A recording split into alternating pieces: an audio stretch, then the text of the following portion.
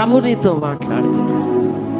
అది ఏదైనా కానీ నీ జీవితం, అది ఎంత పెద్ద సమస్య కావచ్చు, అవమానం కావచ్చు, లేమి కావచ్చు, కరువు కావచ్చు, గర్భఫలం లేదు కావచ్చు, అది ఏదైనా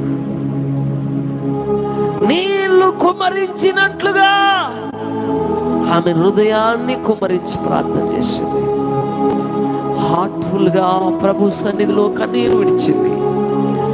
అద్భుతాలు చేయ దేవుడు, ఆశ్చర్యకరుడు, ఆలోచనకర్త, కన్నీటిని ఆనంద బాష్పాలుగా మార్చగలిగిన దేవుడు ఆమె గర్భమును తెరిచాడు, బహుమానమునిచ్చాడు. ప్రియ సహోదరుడా, సహోదరి, రాజులను అభిషేకించే ఒక గొప్ప ప్రవక్తనిచ్చాడు. నీ జీవితంలో, నీ కుటుంబంలో